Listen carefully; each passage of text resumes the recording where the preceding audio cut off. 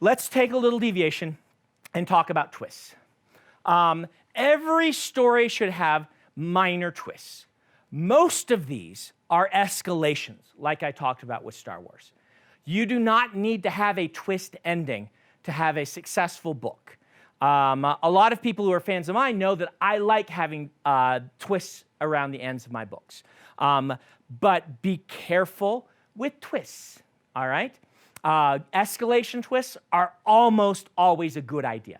These are the things where the same plot is happening, but now it's more dangerous, more scary, or larger in scope than you expected. And indeed, some of the Hollywood formulas point out this is the place where you change the scope of the problem to make it much larger. They'll just say on page whatever.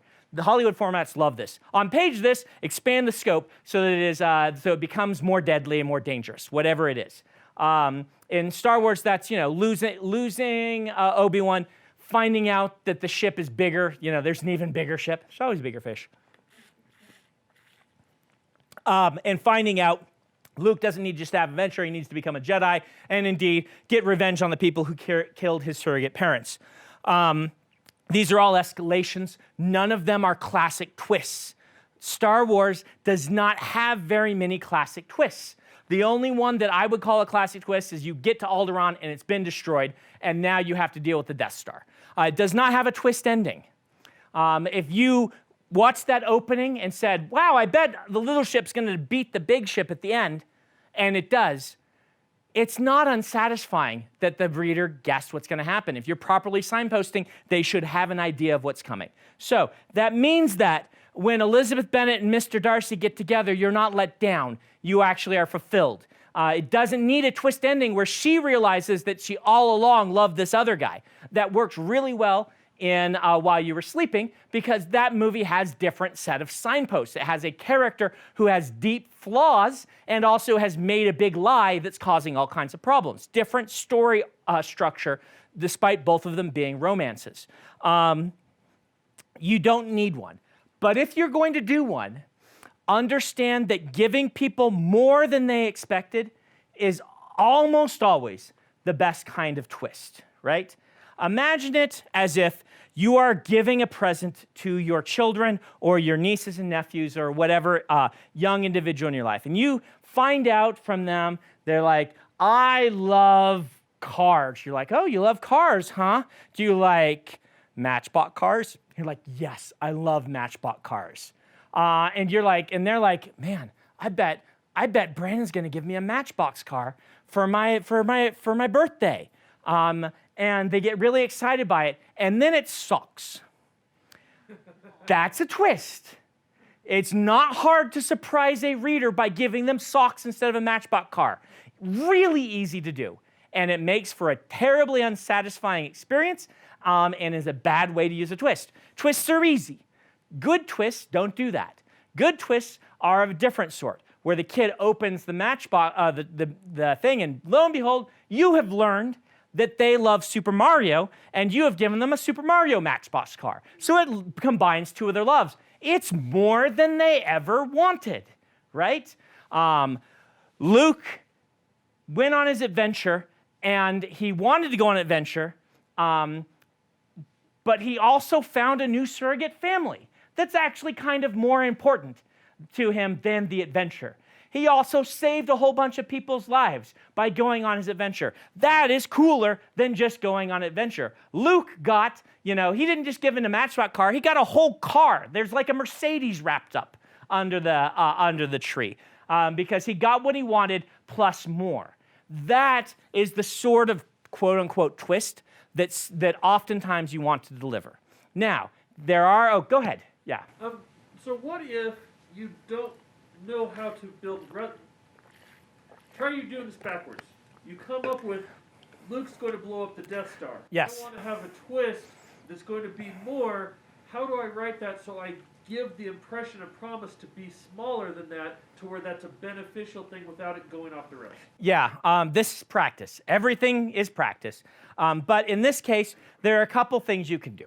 So the question is, let's say you want to have Luke destroy the Death Star, and you are planning this and you're ready for it, but you don't want the reader to know that's what you're going to do. You want them to expect something smaller. How do you teach them to accept something smaller, then give them more without them being disappointed they didn't get the small thing, but also make them not sad about the progress of the story, right? Yeah. And so there's lots of ways to go about this. One of the ways is, again, the while you were sleeping way, which is if you're going to pull a reversal, you show the reader that the character doesn't need what they want. And so when they open the package, it's like saying to your nephew, do you want a car for Christmas? Yeah, I like cars. And then you spend the next 6 months teaching them how cool planes are, and then you give them a drone, right? So when they open it, instead of being like, oh, it's not what I wanted, they're like, I never realized I actually wanted this other thing, and now you've given it to me. This story is awesome. That's one of the best twists you can pull. It is difficult and requires subtlety, but it is really powerful when it happens, because it's like whenever you can do to the reader what is happening to the character, right? The character thinks they want something. They need something else. When the reader's like, we're not going to get this other thing, but I kind of want it to happen, and then you give it to them through the course of the story, they feel like the character did, and you have a big triumph there, right? The danger is that they don't get the thing. Usually, you try to give them the thing too, right? You make their their quest about vengeance, and you put the person that they're getting vengeance on your metaphoric Death Star and blow it up. They get revenge, and they blow up the Death Star, right? You get that and more. But there are lots of other ways to accomplish this. And it's often this kind of stage illusion magic that writers do, where they're telling you to pay attention to this thing while they're foreshadowing this thing. Really powerful when you can do it. Very dangerous, because there's a story I like to share about a writer I know, and we are running low on time, but about a writer I know who I met them. My books had taken off and theirs hadn't, and we both released at the same time. And they're like, I don't know why my book didn't take off. I wish it had really done as well as your book. And I had heard of this person's book, and it was a story that I hadn't picked up because a lot of my friends said, this is very like some well-known fantasy tropes that the genre's just kind of tired of. And so I told him, I heard the buzz around it that people are just not excited because of these well-worn tropes. And he's like, well, no, I upend those all in the third act. I use them all at the beginning, and then I knock the legs out of the reader, and at the end, it's this glorious reveal that it's all, postmodern, and it's really a good twist. It's a postmodern fantasy book, kind of like Mistborn is, which is one of the things that I did with Mistborn. And this taught me a lesson. It taught me the lesson. I didn't actually go investigate this, which I don't mention the writer's name, and I might be remembering the story wrong. But the lesson is important. The lesson is that if all of your promises up front and your progress is pointing towards something very expected, like you are giving someone a by-the-numbers happy romance, and then you twist end, you lose all of your audiences. The ones who picked up that book and kept reading are the ones who wanted the thing you were promising. The people who would love the upsetting of the status quo by the end won't get to your end. So everyone hates this book, except for a small audience. The corollary to that, the counter proposal, is Into the Woods by Sondheim.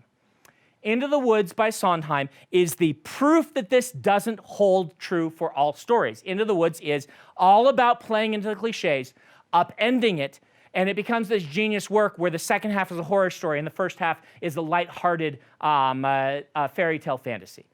The only thing I can tell you is remember there are those exceptions, and if you can do what Sondheim did, you can pull off twists like that that completely upend the story. And when those work, because they are the exceptions to the rule, they tend to get a lot of traction and attention, because when that works, it's so surprising and people enjoy it. Unfortunately, most of us, or most authors who are not quite as skilled or aren't in the right situation, have the other thing, where the people who would enjoy the upending of all of the mores of that given genre don't get to that part because they get bored by the opening, and the people who would love that hate it when it happens. So keep that in mind. Yeah? Wouldn't you say that part of that, too, is because people trusted Sondheim? Yeah, part of that is people trust Sondheim, right?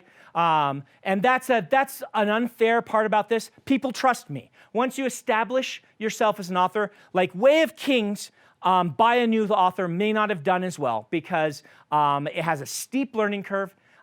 It hits you with a lot of characters up front, and it's kind of brutal with those characters. But people know that Brandon books generally have these points of light.